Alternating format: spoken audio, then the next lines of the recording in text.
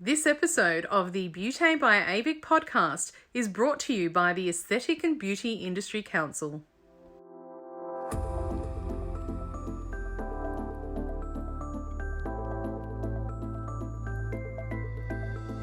Hello and welcome to the BHA by AVIC podcast, your online support community for the aesthetic and beauty industry.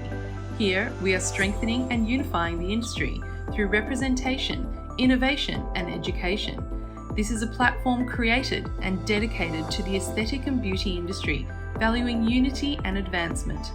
We serve to represent, support and inspire you by connecting you with industry experts, expanding your knowledge through educational pieces and bringing you the latest industry news. This is BHA by AVIC.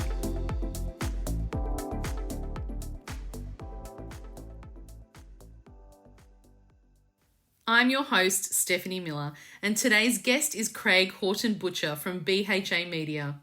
A Kiwi who grew up in Hong Kong and London, now based in Sydney with family, Craig has launched, relaunched, contributed, commissioned, edited and produced content for some of the world's best-known publications and brands, including the likes of GQ.com, Esquire, The Guardian, the Sunday Times Travel Magazine, MSN, Mondelez, Heineken, and the Jaguar Land Rover team.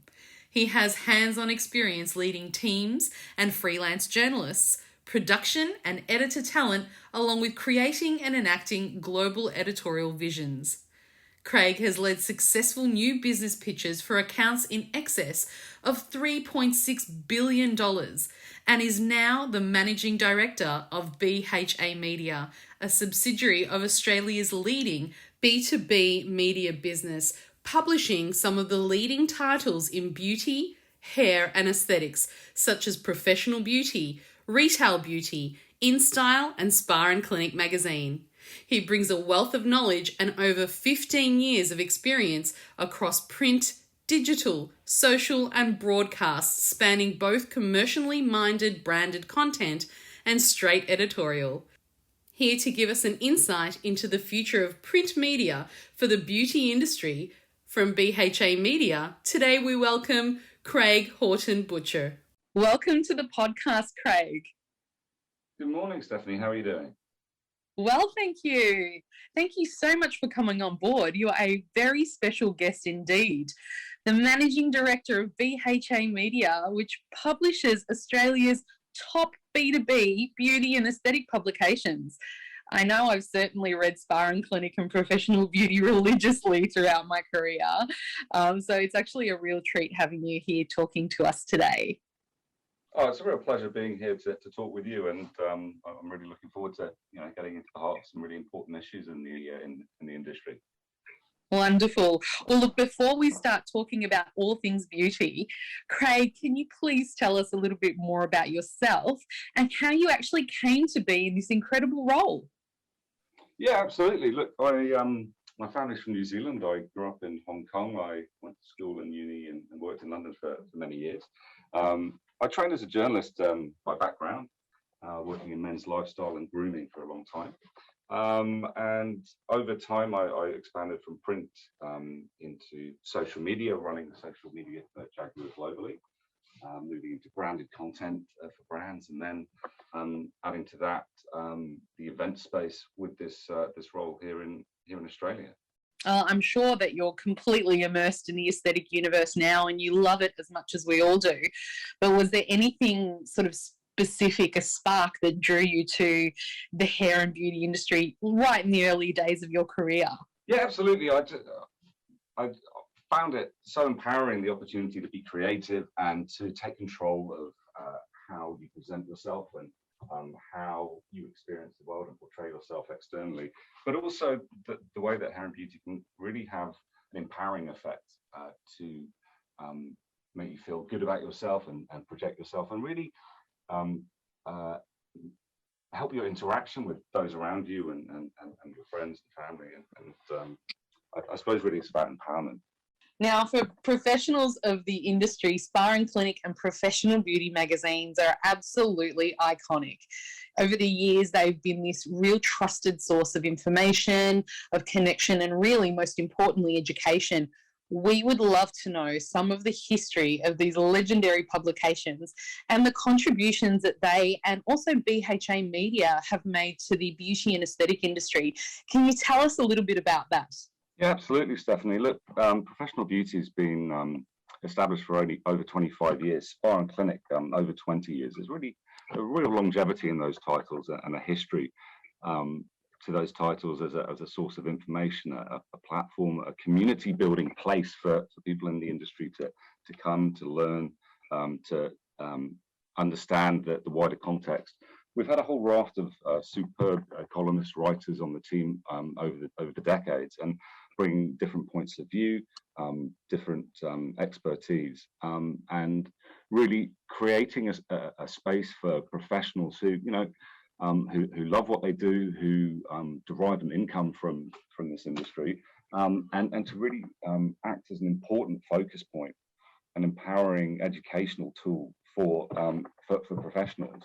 But it's also a real source of pride to know how important this space has been for readers to learn new things, to share their points of view, whatever their size, smaller practitioners, big industry players, but also to, be a space to bring people together and impact, regulators, to also connect with regulators and understand their points of view as well. But that's going back over a long period of time. But more recently, it's been a personal source of pride how over the last couple of years we've given a voice to professionals when times have been really challenging over COVID, and also to inform them of the government support that's available. It's crucial that we're able to play that role to let people know how they can survive in the industry so that they're in a position to thrive further down the track. And we're now in a really great space where we're continuing to evolve. We are much more than just print, and we're able to respond to our readers' needs in so many different ways. And it's that opportunity to grow and to continue to develop and be the best platform we can for the industry that really excites me. Now, I remember before social media, I used to wait for the publications to come out and absolutely devour them as soon as they did come out. But things have certainly changed over the years, especially with your digital magazines, and in the wake of social media. How has that in particular modified the way in which you communicate and interact with your readers and also the industry? It's made it so much more multifaceted. I mean, the days of putting a magazine together, slightly cocooned and projecting it out to an audience who rarely had much feedback aside from the letters page. It's made the connection with the audience much more immediate. It's made it much more conversational and two-way, and I think that's been an important role of social media to bring that immediacy, to bring that right to respond. And and what it does is it broadens out a magazine's viewpoint, because we're hearing what our readers, what our audience think, and that comes back into the title, and we can share those voices. But things have kind of developed and come full circle, so that it's not just a projecting print, but that there was a move sort of in the mid-noughties where everything went online, and it was a bit of a wild west for information. But I think print has returned in a very strong way as an important component of an overall relationship with our readers and also our advertisers. People talk a lot about the real tangible feeling they get from holding a magazine, being present, a sort of act of mindfulness that they can sit down, read, educate themselves, entertain themselves as well, and really immerse themselves in something and give it their full attention. So we're seeing that reversion away from sort of instantaneous social media to really immersive interaction with what we're putting together each issue. I absolutely agree with everything you've said about social media, how that's the immediacy and you get that interaction. And you were telling us a couple of reasons why you think print media is still so important to people. Can you give us a bit more of a deep dive on that connection with the print? Why is that still important? Well, it's, people talk about being short on time, and it's an opportunity for long form content and proper analysis. And a lot of the issues facing the industry are not simple. They're complex. They have a lot of many points of view, and the challenges are real. And you can't address those in short online pieces necessarily. You certainly can't do it in short character tweets or visual explanations on Instagram. So I think the role of dedicated time in people's hands, and also, we're about creating a positive space for community building for our audience. And quite honestly, I think we're all aware that social media isn't always that safe space, that positive, supportive space that it could be, in that, in my view, it should be. The negativity that can be there is not a great place for brands. It's not a great place for journalists, and for us to personally operate in. We're about positivity and empowerment. And when there are serious challenges that we all face, I'm not sure that negativity is what we all need. Certainly not the last few years. And when I talk about positivity, I don't mean false or projecting an image of yourself, but it's about genuinely how you're experiencing your day-to-day work and the challenges that you face. Positivity can have facets of realism in it. It's just and I think print creates that safe space. But the other aspect is that I think what most businesses try and do is to provide a service and provide a product, a space, and a point of view that works for readers. So there are a number of our readers who don't read the print product, and for that they have the online space. And for those who want to meet in person, we have Beauty Inspire Insiders, our annual event across both spa and clinic and professional beauty. So we're about meeting people where they want to be, and if that's in print, we're always there, and obviously on all the other platforms. Oh, I really love that. And I love how you've included a human element to it. So let's talk about that human face-to-face interaction for a second. We have been majorly lacking that over the past few years. Do you actually think in-person networking and events are still really vital to our industry in particular? From a personal point of view, absolutely, I believe that. But also from evidence-based, we just put on an inaugural hair festival for our hair title, INSTYLE and Style Icons, the corresponding website. That took place at Carriageworks in Sydney in mid-June, and we had 4,300 people through the door across 2 days. We know people are coming through the doors, want to experience each other, want to meet with each other, want to learn, want to buy product. And I was there, across those 2 days. The atmosphere was electric, and people were so excited to be there in person. Now, we also know that putting on events and being at events has been challenging, really challenging the last few years. But what we're seeing now is, behaviors have changed. Certainly, brands and key people in the industry get on board with events very early, as soon as we start organizing them. We've got some really strong relationships there, which is so pleasing.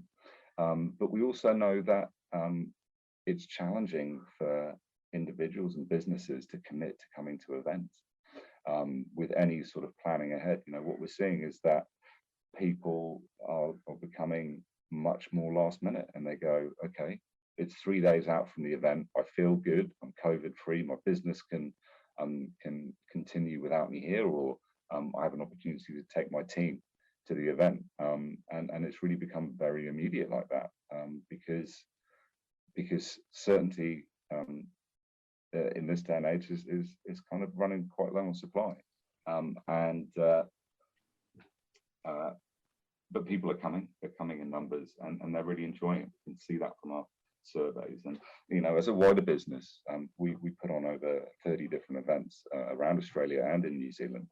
And we know exactly what's happened to those over the last few years and how they've bounced back and become, in my view, even stronger than before. Wow, that's really just warming to hear that they've bounced back so well.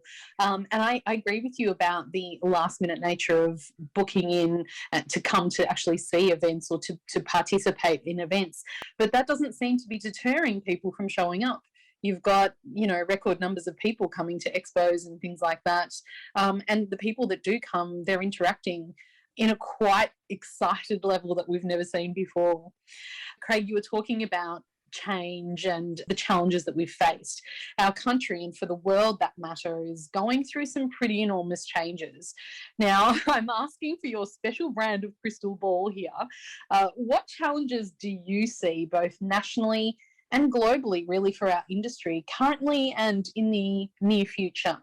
Yeah, absolutely. Look, I think, we've been very lucky here in Australia the last few years to have weathered COVID, I think, better than a number of countries. And, we've had some benefits to learn from experiences around the world. We're not insulated from what happens globally. And you only have to look at the price of petrol at the pump to understand how interconnected we all are. And, in good times, that's a really positive thing to know how connected we are with the wider world and shared values. And as business owners, it gives us a great opportunity to broaden our horizons and get our products into people's hands and to succeed. But what that also means is that when things have been challenging globally, it does impact us here. And I think the issues around staff shortages are very real, immigration-based, border control-based, and I don't think those are going to go away anytime soon. There are a number of ways that we as a business are trying to address that and help our readers and to help businesses. We've launched a job partnership where we now have a jobs board on professional beauty. That's going really well. We're doing that with an international partner based in Dublin.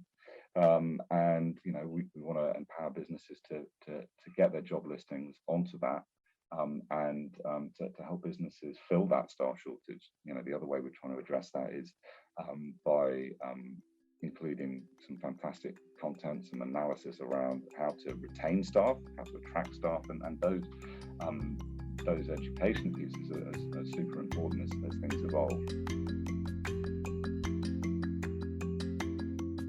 The Aesthetic and Beauty Industry Council is Australia's peak industry body, representing the collective professional beauty and aesthetic, salon, clinic and spa community. Created for the industry, by the industry, our council is a collaboration of industry leaders who bring their commitment and specialised skills to raise industry standards, guide regulation and be a strong voice to government. At ABIC, our purpose is to provide an accessible and supportive organisation for the betterment of the professional beauty and aesthetic field, to enhance working practices and promote unity across the various sectors of the industry. ABIC's mission also includes being a trusted source of referral, education and guidance for clients of the beauty and aesthetic profession. ABIC is here to support our members through an extensive offering, including hundreds of valuable resources, HR support and industry expert facilitators to ensure your continued growth and success. Join us today and together let's safeguard the future of the beauty and aesthetic industry.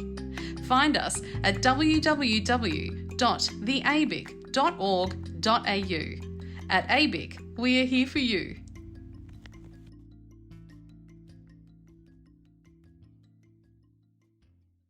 In terms of the other challenges we're facing around getting product into the country if it's not manufactured here in Australia, that is going to continue being an issue. And as logistics and supply chain issues resolve themselves, then that should ease. But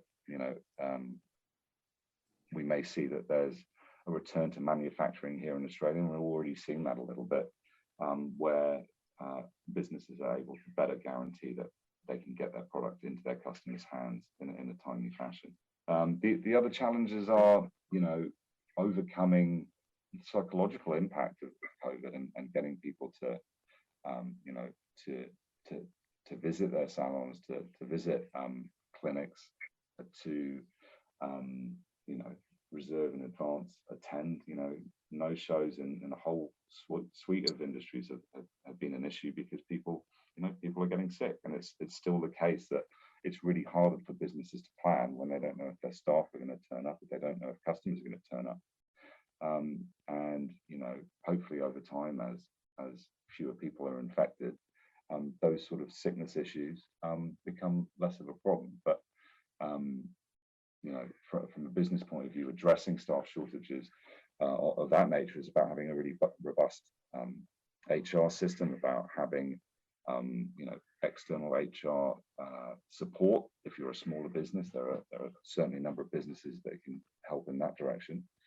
And it's about also having, you know, legal, financial consultant support if you don't have that internally, because you know, the legal environment changed a lot over the course of COVID around, you know, retaining staff, around working from home, and you know, of course, we talk about challenges that COVID's brought, but it's also brought a huge number of benefits. I'm here in London for the next 6 weeks, working on time shift with the teams in Sydney and around Australia, and those sort of benefits that of remote working, of flexibility, the role of you know, people being able to connect their personal life, their family, with their work life when possible, and you know, I think people are much more understanding about the working day and about how they, you know, work with their colleagues,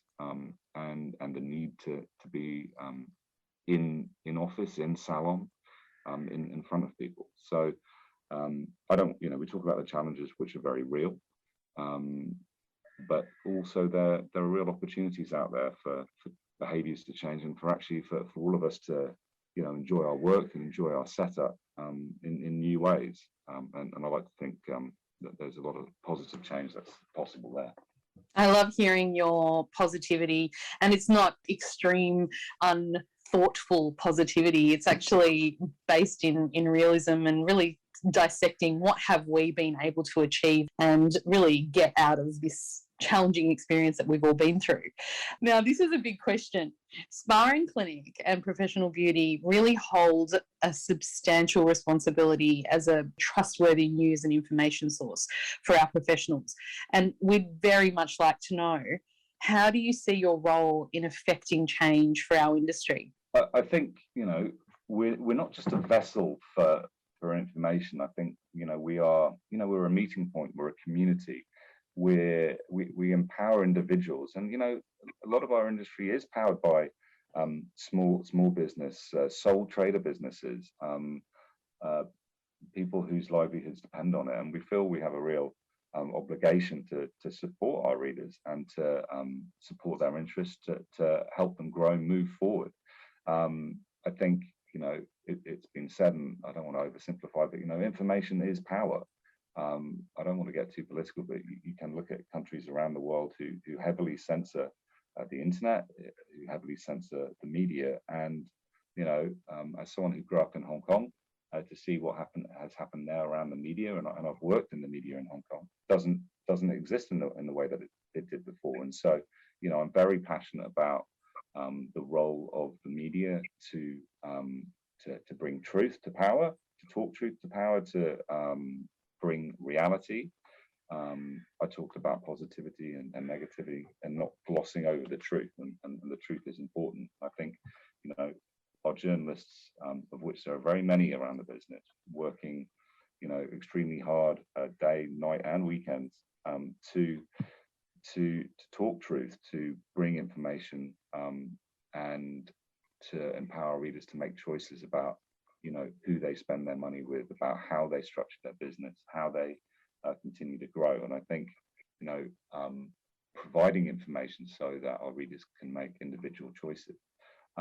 But, you know, let's also talk about the role of, you know, advertisers and what we do, and their, you know, crucial role in supporting what we do, in supporting readers.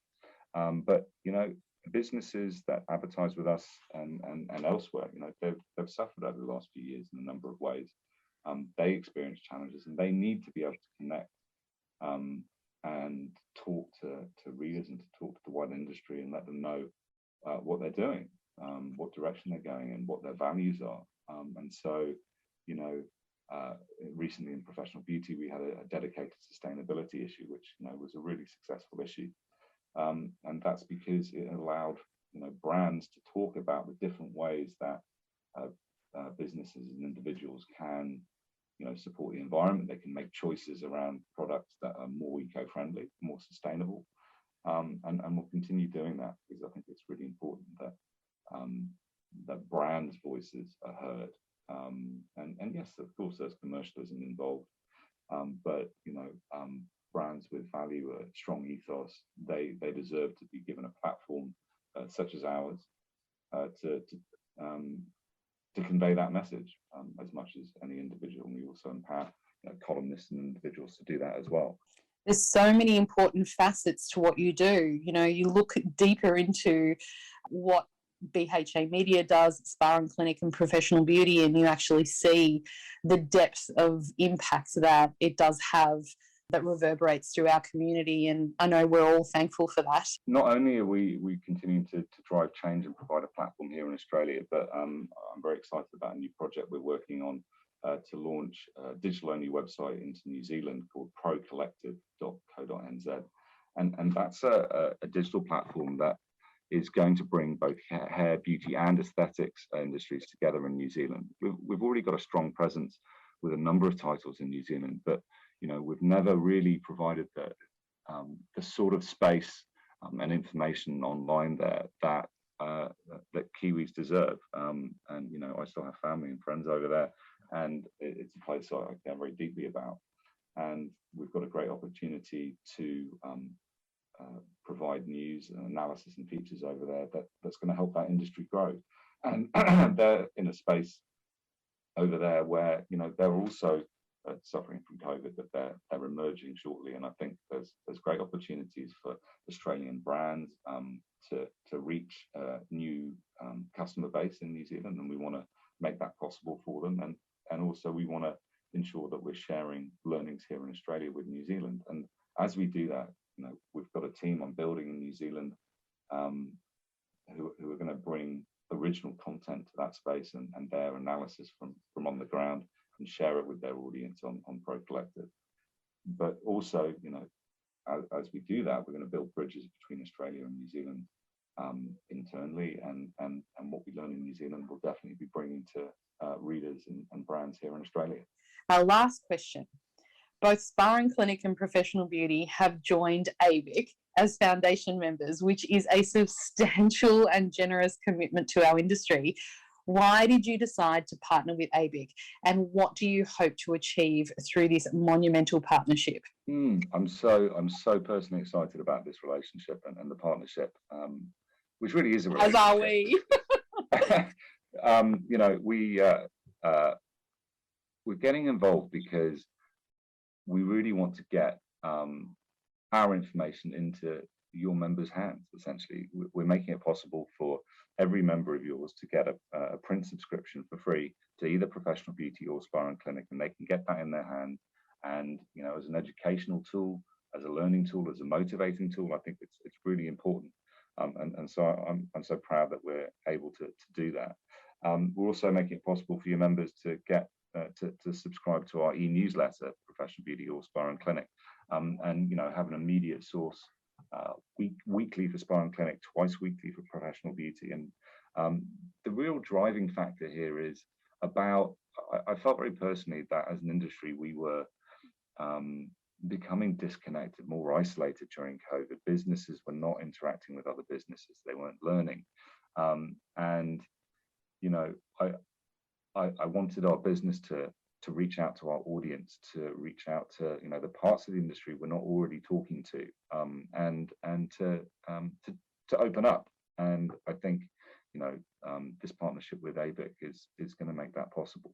But also it gives us an opportunity for for our editors to talk directly to your members on your platforms, and for you and your members to have a space, to have a forum to communicate to our readers.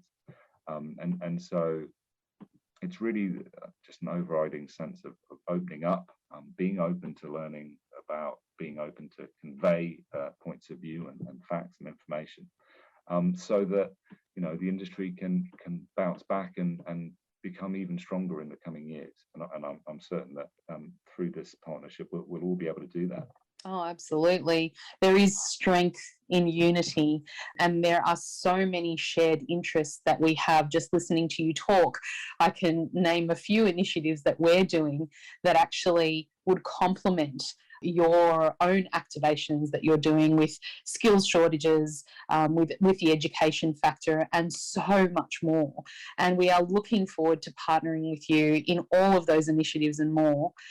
Craig, I'd really like to thank you on behalf of the industry for your dedication to its betterment, and we are absolutely thrilled that you have joined AWIC and really working with us for the advancement of the beauty and aesthetic field, and also, let's not forget, the elevation of our wonderful and passionate professionals. And of course, Craig, thank you so much for coming on our podcast today. Absolute pleasure. I've really enjoyed talking to you, and I'm looking forward to, you know, watching the relationship grow and really supporting these great industries. You've reached the end of another episode of the BHA by AWIC podcast, your online support community for the aesthetic and beauty industry. Thank you for listening, and until next time, stay connected.